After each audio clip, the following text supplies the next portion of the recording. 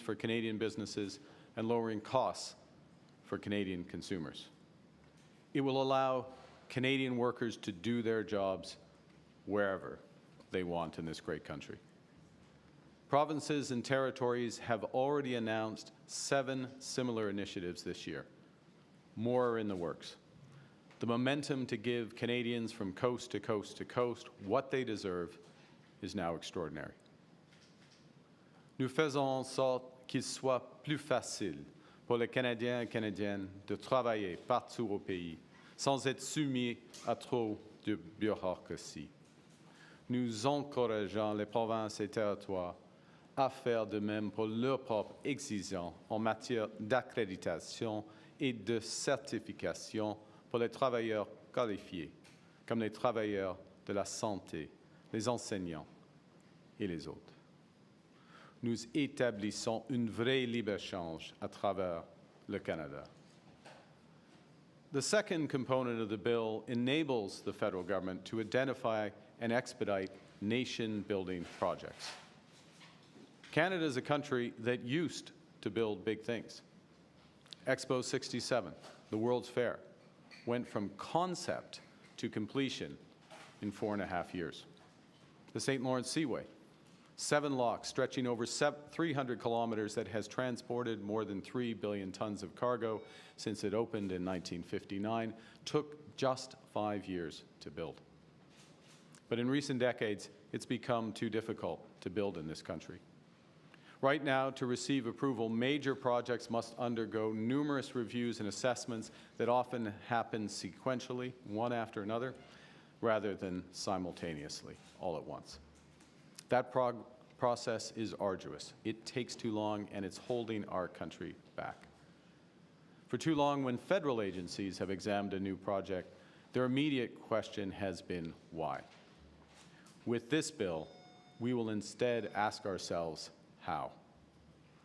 Avec notre projet de loi pour une économie canadienne, nous allons identifier les projets d'intérêt national, c'est-à-dire ceux qui renforcent l'autonomie, la résilience et la sécurité du Canada, présentent des avantages indéniables pour le Canada, ont une forte probabilité d'être menés à bien, sont prioritaires pour les communautés autochtones et qui contribuent à une croissance propre et aux objectifs climatiques du Canada.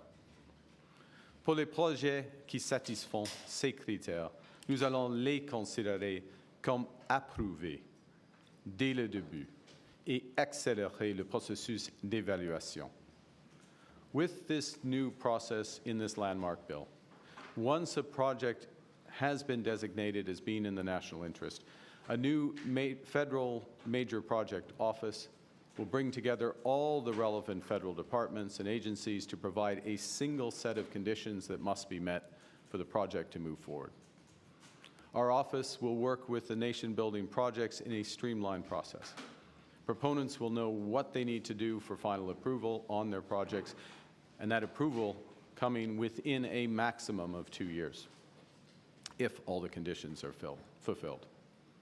Nous conclurons également des accords de coopération avec toutes les provinces et tous les territoires intéressés dans un délai de 6 mois afin d'atteindre notre objectif, un projet, un examen. Crucially, this legislation mandates that there must be meaningful consultation with Indigenous peoples, consistent with Section 35 of the Constitution and the duty to consult during both the process of determining which projects are in the national interest and the development of the rigorous conditions for each of those projects.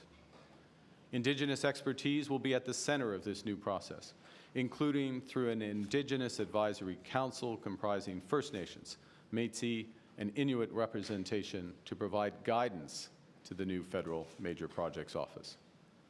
We will also be providing funding for Indigenous participation in this new process of evaluation from start to finish. At the same time, being a reliable partner to Indigenous people is not just about upholding the duty to consult. Enabling the creation of long-term wealth and prosperity for Indigenous peoples through equity ownership is central to building Canada strong. And that's why we're doubling the Indigenous Loan Guarantee Program from $5 billion to $10 billion, enabling more Indigenous communities to become owners of major projects. L'objectif de ce projet de loi est d'accélérer la réalisation de projets d'intérêt national pour que nous puissions créer plus de bonnes carrières et de prospérité à travers le Canada, tout en respectant nos obligations envers les peuples autochtones, notamment le principe de consentement préalable, donné librement et en connaissance de cause, et nos rigoureuses normes environnementales. As the legislation states, the purpose is to enhance Canada's prosperity, national security, economic security, and national autonomy while protecting the environment and upholding the rights of Indigenous peoples. As I said at the First Minister's meeting earlier this week, we're working alongside this to get the illegal and unjustified tariffs that the Americans have imposed on our nation lifted as soon as possible. We're fighting to get the best deal for Canada, and we will take all the time necessary, but no more than that. At the same time, we are building new trade relationships around the world. Those new relationships will make us more resilient. But by building at home, we will truly make Canada strong. That's what First Ministers unanimously committed to in Saskatoon on Monday. That's why we're introducing the legislation today. We're giving Canadians the ability to give ourselves far more than any foreign government can ever take away. We can build big, build bold, build now, build one Canadian economy, build a better Canada for all and for all time. Merci beaucoup. Thank you very much, and I look forward to your questions. We'll now proceed to questions. Nous commencerons avec une question, une relance. We'll begin with one question, one follow-up. Première question, first questions, Radio-Canada. Oui, bonjour, M. Carney, Laurence Martin, Radio-Canada. Disons qu'il y a un projet de pipeline que vous estimez dans l'intérêt national, mais qu'il y a une province sur le chemin, le Québec, la Colombie-Britannique, qui n'en veut pas. Est-ce que vous allez l'imposer quand même? Simplement, non. Il faut avoir un consensus. De toutes les provinces? De toutes les provinces et les peuples, avec les peuples autochtones. Alors, il y a plusieurs projets à l'intérêt national et il y aura un processus afin d'établir un consensus pour quelques-uns. Parce que le projet, il faut possible de mettre en œuvre le processus, de bâtir le projet. Et si une province ne veut pas, c'est impossible. Ce n'est pas le choix du gouvernement fédéral. I'll simplify. We will not impose a project on a province. We need consensus behind these projects, and we need the participation of Indigenous peoples. I'm going to add something. I'll translate it into French, yes. Which is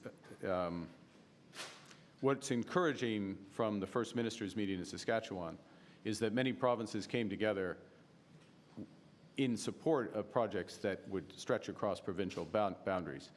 So, for example, the Western and Arctic Corridor would be an example, or the Energy East Partnership. That's Energy East Partnership, not pipeline, to be clear.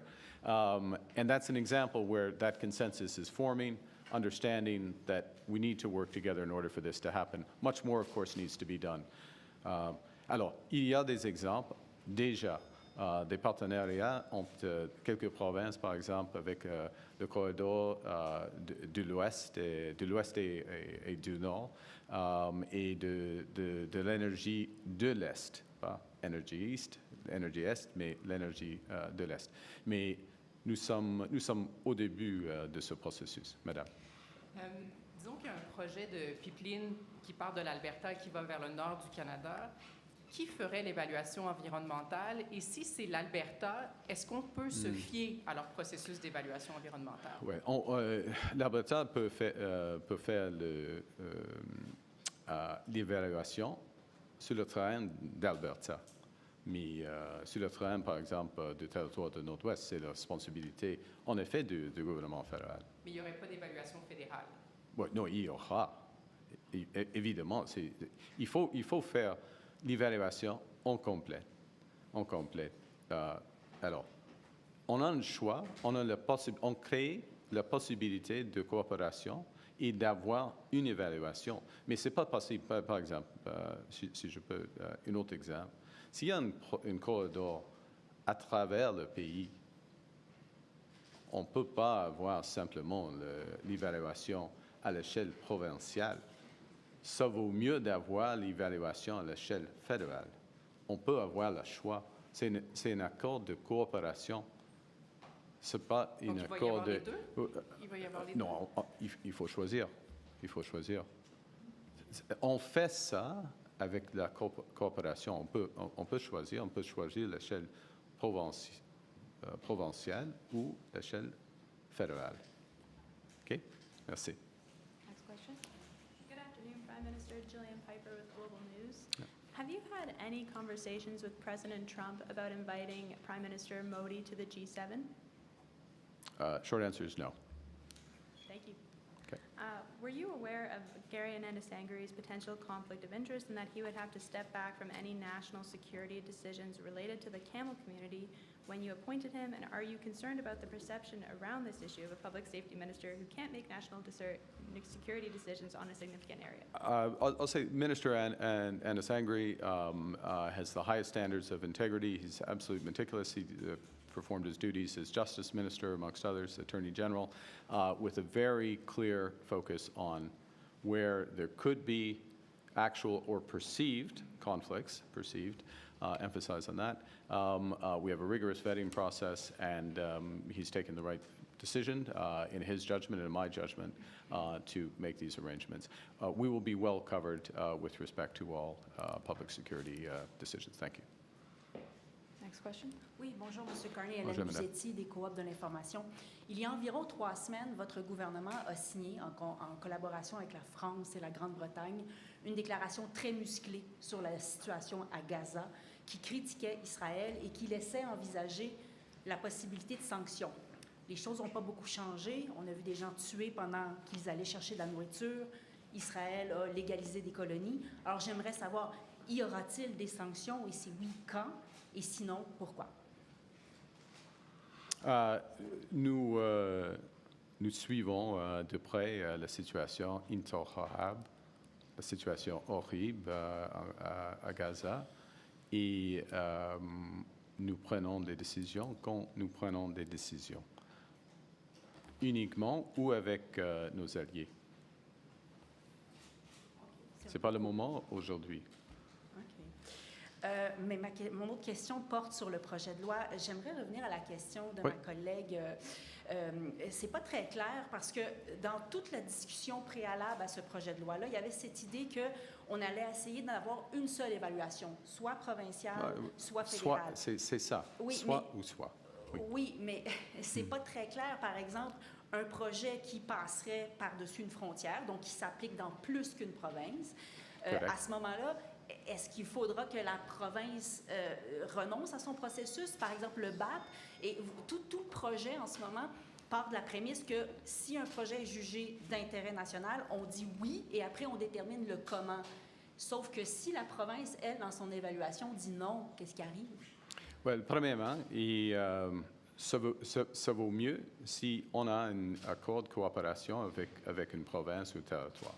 Okay, premier point. Parce que ça crée la possibilité d'avoir un projet, une évaluation. Okay? Et le gouvernement fédéral, nous sommes prêts de négocier ces accords avec les provinces. Et il y a beaucoup d'intérêt entre les provinces. Si c'est possible, oui, ce sera l'évaluation provinciale. Mais ce n'est pas le cas dans tous les exemples. Par exemple, l'exemple de Mme Martin, qui implique le territoire de Nord-Ouest. Alors, ça c'est évident. J'ai répondu à la question. Mais on essaie d'avoir une évaluation pour chaque enjeu. Pour chaque enjeu. Il faut avoir un accord avant de le faire. On va les négocier. On a déjà avec la Colombie-Britannique, par exemple. Mais en même temps, ce qui est, dans un sens plus important, en même temps, nous allons créer avec ce projet de loi ce bureau d'évaluation des projets majeurs qui ramasse, pardonnez-moi, qui ramasse toutes les décisions à l'échelle fédérale en même temps. Et ça, c'est absolument différent. La garantie provinciale n'est pas là, c'est ça la question. Donc, le BAC au Québec pourrait dire non, et puis la garantie que vous, au fédéral, vous donnez à un projet... Non, ce n'est pas une garantie. Il n'y a pas de garantie dans la vie. Il y a une garantie d'un processus. Il y a une garantie que le fédéral nous allons faire notre job rapidement, avec de prudence, mais rapidement. Mais nous ne sommes pas le Québec, nous ne sommes pas Alberta.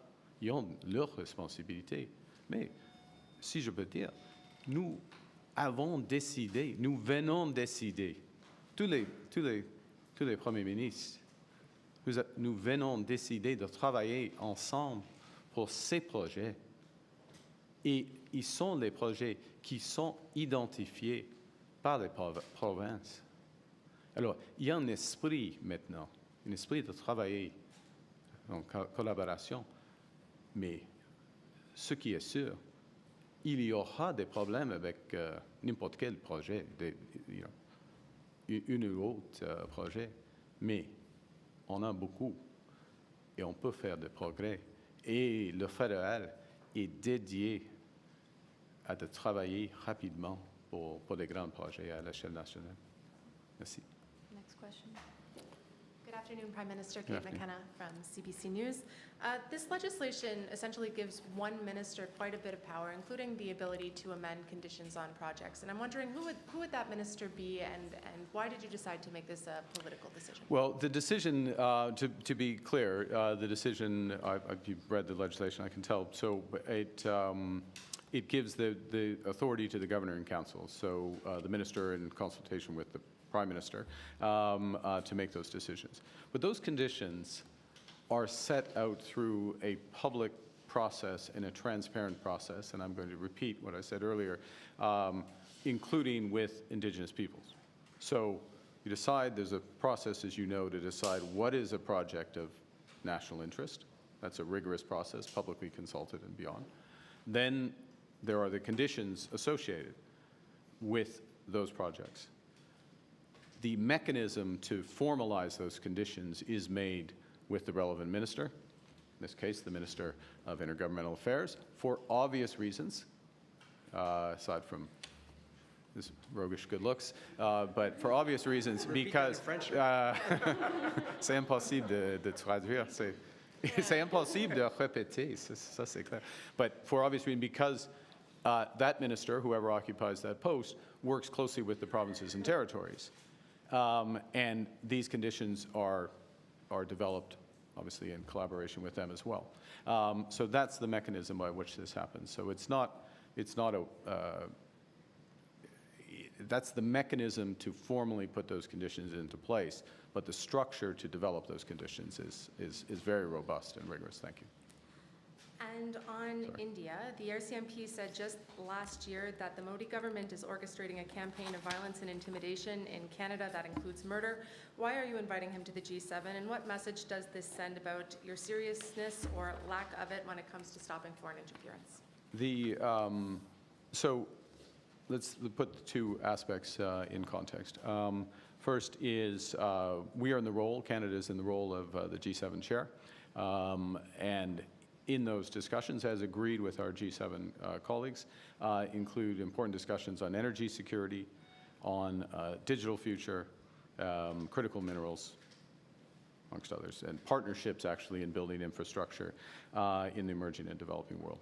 There are certain countries that should be at the table for those discussions, and in my capacity as G7 chair, consultation with others, some others, make those determinations. India, the 5th largest economy in the world, effectively the most populous country in the world, central to a number of those supply chains, at the heart of a number of those supply chains, so it makes sense. And in addition, bilaterally, we have now agreed, importantly, to continued law enforcement dialogue. So there's been some progress on that. It recognizes issues of accountability. I extended the invitation to Prime Minister Modi in that context, and he has accepted. Alors, il y a deux aspects de cette invitation. Premièrement, dans ma rôle comme président du G7, c'est important d'avoir les pays les plus importants pour les enjeux, y compris la sécurité d'énergie, l'intelligence artificielle, les minéraux critiques. L'Inde est au sein des chaînes d'approvisionnement de tout cela. Et l'Inde est l'économie la 5e plus grande du monde et la plus grande population du monde. Dans un contexte bilatéral, nous sommes maintenant, et ça c'est important, nous sommes maintenant d'accord d'avoir un dialogue de renforcement de loi entre le Canada et l'Inde. Okay, that's it. Hi, Prime Minister. Stephanie Taylor, The National Post. Do you believe Mr. Modi was involved in the killing of Hardeep Singh Nijjar?